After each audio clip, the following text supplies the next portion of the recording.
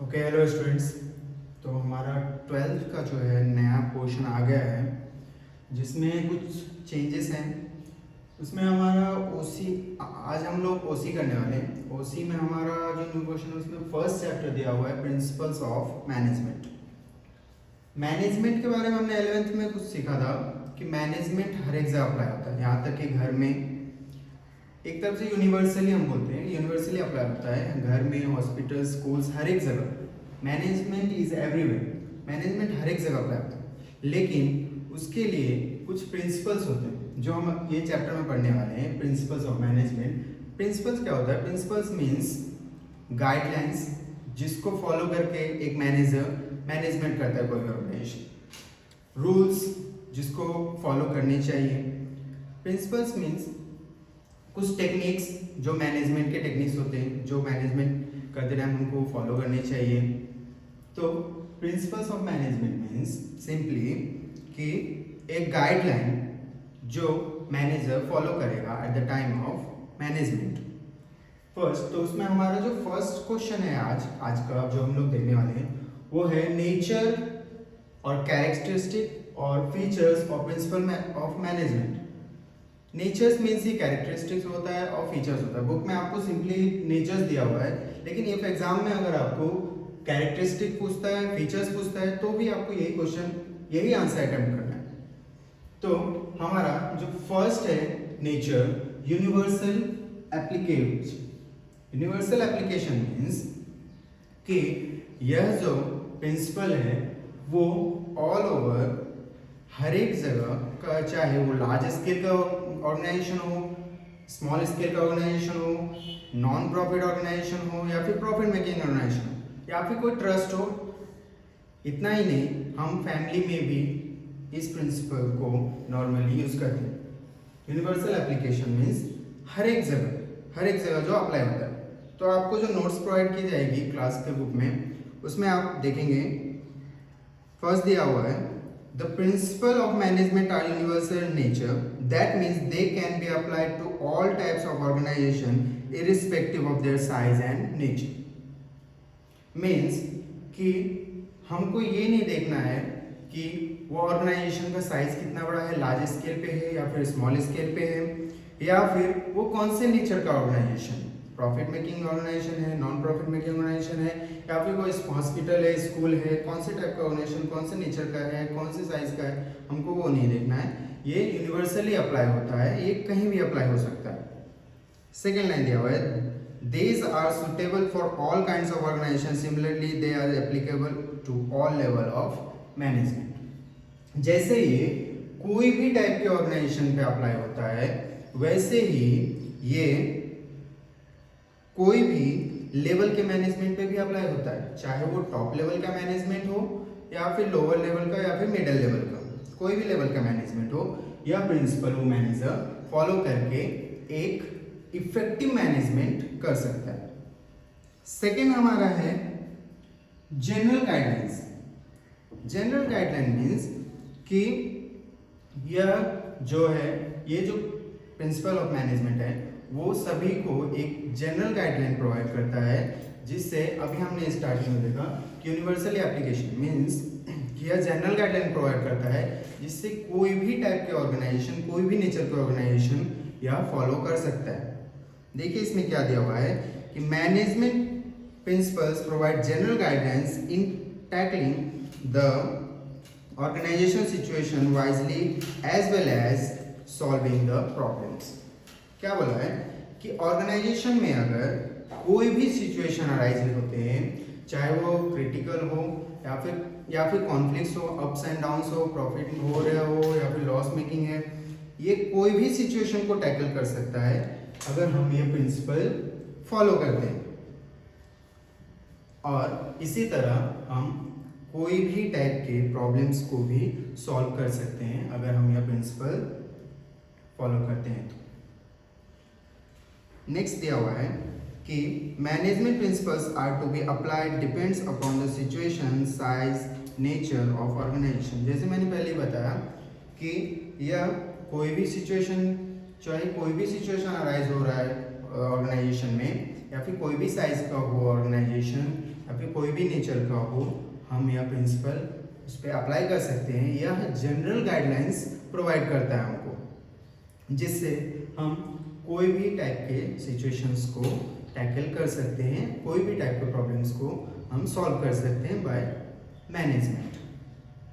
Next हमारा है कि principles are formed by practice and experiment. यह प्रिंसिपल जो है ऐसे ही किसी ने नहीं दिया है, पहले इस प्रिंसिपल को प्रैक्टिस किया जाता है, इस पे एक्सपेरिमेंट किया जाता है। रियल वर्ल्ड के मैनेजमेंट में पहले इसको प्रैक्टिस किया जाता है, एक्सपेरिमेंट किया जाता है, फिर रिजल्ट आने पे यह जो प्रिंसिपल्स है वो रियलिटी में फॉलो किया जाता है या डेवलप किया जाता है। तो उसमें दिया हुआ है first line, the management principles are develop gradually with through research work. यह जो प्रिंसिपल है, जो एक्सपर्ट्स होते हैं, जो ये प्रिंसिपल्स बनाते हैं, वो क्या करते हैं, पहले उसको यूज़ करते हैं, रियल ऑर्गेनाइजेशंस में उसको यूज़ करते हैं, प्रैक्टिस करते हैं, एक्सपेरिमेंट्स करते हैं, और फिर जब वह प्रिंसिपल सक्सेसफुल होता है मैनेजमेंट वर्क में, तब उसको रियलिटी में उसको यूज़ किया जाता है। नेक्स्ट लाइन दिया हुआ है कि systematic observation and experiments are conducted before developing them. तो वही दिया हुआ है कि इस कोई भी प्रिंसिपल, आगे हम हेनरी फ्योल्स का 14 प्रिंसिपल्स पर जो पढ़ने वाले हैं, उसमें हमको 14 टाइप्स के डिफरेंट प्रिंसिपल्स रहेंगे, वो हम आगे पढ़ेंगे। तो अभी हम पहले ये जानते हैं कि जो उन्होंने जो 14 प्रिंसिपल्स जैसे दिए हैं, तो उसको ऐसे ही नहीं दिए हैं, उन्होंने पहले उसको एक्सपेरिमेंट किया है, प्रैक्टिस किया है रियल ऑर्गेनाइजेशन में, और उसको जब वो सक्सेसफुल हुआ है तब उसको रियलिटी में यूज़ किया जाता है। नेक्स्ट लाइन हमारा दिया हुआ है, the result of such experiment have been developed as a principle after practice in organisation. जब वह ऑर्गेनाइजेशन में वह प्रिंसिपल को सक्सेसफुली प्रैक्टिस किया जाता है, और वो जब वो सक्सेसफुल होता है, उसके इफेक्टिव रिजल्ट्स आते हैं, तब उसको प्रिंसिपल को अप्लाई किया जाता है। नेक्स्ट है फ्लेक्सिबिलिटी। नेक्स्ट हमारा है flexibility. Flexibility means, normally flexibility का मीनिंग होता है कि कभी भी हम उसको सिचुएशन के हिसाब से चेंज कर सकते हैं, मतलब कि वह एक कांस्टेंट नहीं है, वो फिक्स नहीं है, फ्लेक्सिबल है। ये जो प्रिंसिपल ऑफ मैनेजमेंट है, वह जो है सोशल साइंस फॉलो करता है, नॉट अ साइंस। यह सोशल साइंस फॉलो करता है, मीन्स यह प्रिंसिपल ऑफ मैनेजमेंट जो है वो कोई भी कभी भी कोई भी सिचुएशन के अकॉर्डिंग वह चेंज हो सकता है, उसको हम अप्लाई कर सकते हैं, वह फ्लेक्सिबल होता है। फर्स्ट उसमें लाइन दिया हुआ है, management principles are flexible in nature, it means they can be changed और modify according to the situation. वही दिया हुआ है कि जब जो प्रिंसिपल है वो फ्लेक्सिबल होता है, वो कोई भी सिचुएशन आने पे हम उसको मॉडिफाई कर सकते हैं, उसमें कुछ चेंजेस कर सकते हैं अकॉर्डिंग टू ऑर्गेनाइजेशन, कौन से नेचर का है, कौन से साइज का है, उसके अकॉर्डिंग हम क्या कर सकते हैं, प्रिंसिपल को मॉडिफाई कर सकते हैं, चेंज कर सकते हैं। नेक्स्ट दिया हुआ है, managers can be flexible while implementing principle to suit the requirement. Means जैसा रिक्वायरमेंट है, जैसा सिचुएशन है, उस तरह से मैनेजर क्या कर सकता है, प्रिंसिपल को अप्लाई कर सकता है, उस तरह से अपने उस प्रिंसिपल को मॉडिफाई करके वो क्या कर सकता है, उस सिचुएशन को हैंडल कर सकता है। The business situation keep on changing. Normally business का सिचुएशन तो चेंज होता ही रहता है, अप्स डाउन्स आते रहते हैं, कभी सुपीरियर सबऑर्डिनेट्स में भी कॉन्फ्लिक्ट्स होते हैं। तो उस तरह से जहाँ पे जिस तरह के मैनेजमेंट की ज़रूरत पड़ती है, उस तरह से क्या किया जाता है, प्रिंसिपल को चेंज किया जाता है, इसलिए क्या है, फ्लेक्सिबल इन नेचर है। नेक्स्ट फिफ्थ हमारा पॉइंट है behavioural in nature. First line दिया हुआ है, management is group activity, management aims at achieving certain goal through a goal of human being. क्या बोला है कि जो मैनेजमेंट है वो एक ग्रुप एक्टिविटी है, यह किसी इंडिविजुअल को नहीं मैनेज करता है, या एक ग्रुप ऑफ पर्सन को मैनेज करता है, क्योंकि एक जो कोई भी ऑर्गेनाइजेशन एक किसी सिंगल पर्सन पे नहीं चलता है, वह एक पूरा ग्रुप पे चलता है, वो सिर्फ कोई एक सिंगल पर्सन की कोई भी ऑर्गेनाइजेशन को से नहीं चल सकता। तो यहाँ पे जो प्रिंसिपल ऑफ मैनेजमेंट है वह ग्रुप ओरिएंटेड है। यहाँ पे आगे बोला है management principles are design to influence human being. जो ये प्रिंसिपल जो जिस तरह से डिजाइन किया गया है उस तरह से कि ह्यूमन बिहेवियर को इन्फ्लुएंस कर सके। मीन्स कि किसी एम्प्लॉय को मोटिवेट करना है तो हमको कौन से टाइप के प्रिंसिपल फॉलो करने हैं। तो क्या हो रहा है कि हम यहाँ पे इन्फ्लुएंस करें, एम्प्लॉय ज़्यादा मोटिवेट करें और अच्छा काम करने के लिए। तो ये क्या है, बिहेवियरल इन नेचर। क्या है ये, बिहेवियरल इन नेचर। हम किसी के बिहेवियर को इन्फ्लुएंस कर सकते हैं। हम एक ग्रुप ऑफ एम्प्लॉयज़ जो हमारे ऑर्गेनाइजेशन में होंगे उसको हम इन्फ्लुएंस कर रहे हैं, उसको इंसेंटिव्स दे के कि आप और ज़्यादा हार्डवर्क करो और आप और ज़्यादा मोटिवेटेड करते हैं उनको ताकि वो और अच्छा परफॉर्मेंस करें। क्योंकि हमारा मेन जो ऑब्जेक्ट होता है वो ऑर्गेनाइजेशन को प्रॉफिट कमाना। नेक्स्ट आगे दिया हुआ है causes and effect relationship. Causes and effect relationship, उसका फर्स्ट लाइन है principle of management are the base for taking decision. अभी कोई भी डिसीजन हमको लेना है तो हमारा मैनेजमेंट कैसा होना चाहिए, इफेक्टिव होना चाहिए। हम कोई भी डिसीजन ऐसे नहीं ले सकते, नहीं तो वो सक्सेसफुल नहीं होगा, वो इफेक्टिव नहीं होगा। उसके लिए दे डिटरमाइन द कॉजेस और रीजन फॉर पर्टिकुलर इफेक्ट। यह एक रीजन मीन्स उसके लिए हमारे पास कोई रीजन होना चाहिए। कोई भी प्रिंसिपल को हमको फॉलो करने के लिए हमारे पास बहुत डिफरेंट टाइप के 14 प्रिंसिपल हैं जो हम आगे पढ़ने वाले हैं। 14 प्रिंसिपल हैं, तो कोई एक रीजन होना चाहिए जिस रीजन की वजह से हम वो कोई पर्टिकुलर प्रिंसिपल वहाँ पे फॉलो करेंगे। जैसे एक एग्जांपल दिया हुआ है, payment of good wages and incentives helps in increase the output of workers.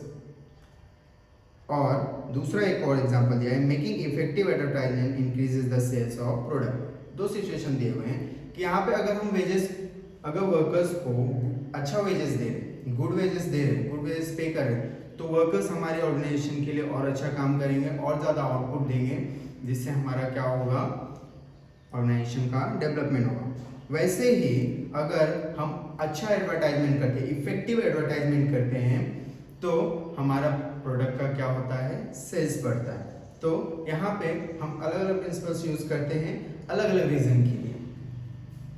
Next है all principles are of equal importance. हमारे पास बहुत सारे टाइप्स के अलग अलग प्रिंसिपल्स हैं। सारे प्रिंसिपल्स को एक इक्वल इंपॉर्टेंस दिया हुआ है। सारे क्या है, इंटर रिलेटेड हैं, एक दूसरे पे सारे प्रिंसिपल्स डिपेंड्स होते हैं। इसके लिए अगर हम किसी एक प्रिंसिपल्स पे ज़्यादा फोकस करते हैं और एक प्रिंसिपल्स पे कम फोकस करते हैं तो हमारा वर्किंग जो है ऑर्गेनाइजेशन का वो बिगड़ सकता है। फर्स्ट हम लाइन पढ़ी है उसमें कि all principles of management are of equal importance, those are to be practised simultaneously to get best result in the form of achievement of predefined goal. हर एक ऑर्गेनाइजेशन का एक पहले से ही एक फिक्स किया हुआ एक गोल होता है कि हमको क्या करना है। हमको सोशल वेलफेयर के लिए काम करना है कि प्रॉफिट मेकिंग के लिए काम करना है, शेयर होल्डर्स को ज़्यादा से ज़्यादा इनकम देने के लिए काम करना है। तो हमारा जो गोल होता है ऑर्गेनाइजेशन का वो प्री डिफाइंड होता है, पहले से ही फिक्स होता है। तो उसके लिए हमारे जो प्रिंसिपल्स हैं उनको सबको इक्वल इंपॉर्टेंस देना होगा वो गोल को अचीव करने के लिए। नेक्स्ट लाइन है, if any specific principle is focused more and other are not follow with same focus then it effect the working of organisation. तो हमने पहले बात की कि प्रिंसिपल्स जो है वो क्या है, एक दूसरे पे डिपेंड्स है। अगर हम किसी प्रिंसिपल पे ज़्यादा फोकस करते हैं, किसी पे कम करते हैं, तो हमारा जो ऑर्गेनाइजेशन का है वर्किंग वो बिगड़ सकता है। तो इसके लिए हमको सारे प्रिंसिपल्स को क्या देना है, इक्वल इंपॉर्टेंस देना। क्या देना है, इक्वल इंपॉर्टेंस। तो आप ये हमारे यहाँ पे nature's of principle of management है वो यहाँ पे कंप्लीट होता है। टोटल 7 नेचर्स हैं। तो आप इसको अच्छे से नोट्स बनाइए, नोट्स बना के इसको अच्छे से समझिए, और फिर आपको कोई डाउट रहता है तो आप ग्रुप में मैसेज। Thank you.